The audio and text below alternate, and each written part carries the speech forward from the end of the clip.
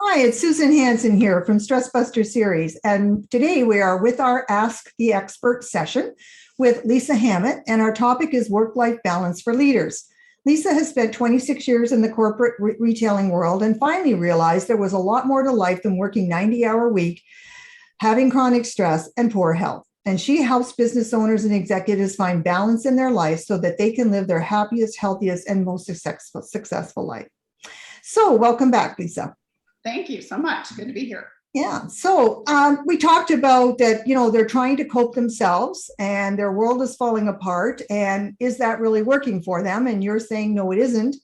So I guess my question now is, what typically is the trigger or the aha? What is the situations, what are the type of situations that actually cause them to think, oh, I need help and I need to take action? Great question.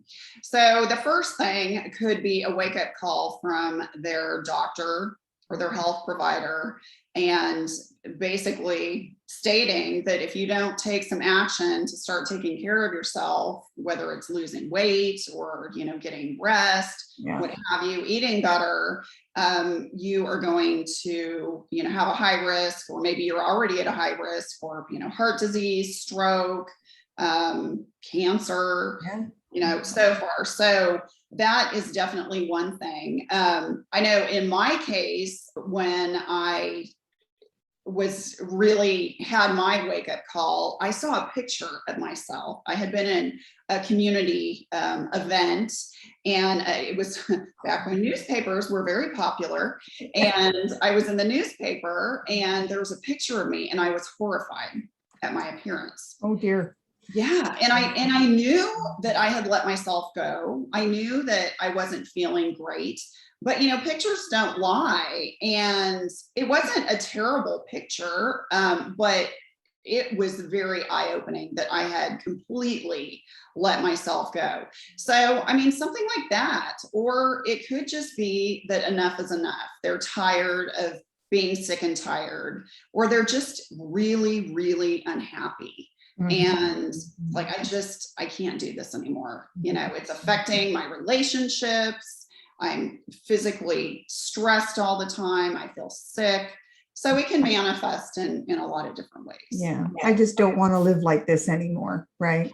Exactly. Yeah. And that can take someone a long time to come to that realization, and then some more time to actually take action. That doesn't all happen instantly, does it? No, it doesn't.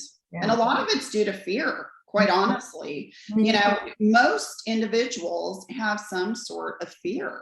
And, when I am talking to somebody, oftentimes, I have to drill down a little bit to ask the question, but it really stems from, well, yes, I'm unhappy and I know that I need to make a change, but I've been doing this for so long and I'm good at it. So, letting go of something, even though I don't feel great, I'm comfortable and I know I can do the job. Whereas if I just let that go, will I be able to provide for my family? Will I even be successful? So there's a lot of fear in there. And sometimes that takes, a while to overcome and to even recognize. Yeah. So it's fear of the unknown because something's going to change. And secondly, our amygdala in the back of our brain, it all it does is it just stands for threats and threats and danger your whole life. That's its job, and it sees change as a threat. So we are wired not to change. We have to fight that, And so again, you're back to you're right. Our nature is to go down the path of least resistance. Which is really what you're seeing there. Again, so we're not really wired for change, even if it's good change, right? Even if we need to change. It's difficult. Yeah. And, you're talking about the triggers. I just have to share this with you. My husband was playing with our grandsons and they made this great big fort out of these big boxes, cardboard boxes with doors and windows and whatever. And one of the Owens says, "Here, Granddad, come on in and, join me." And Landon, the little guy, he's about 5 years old. He goes, "He can't, he's too fat."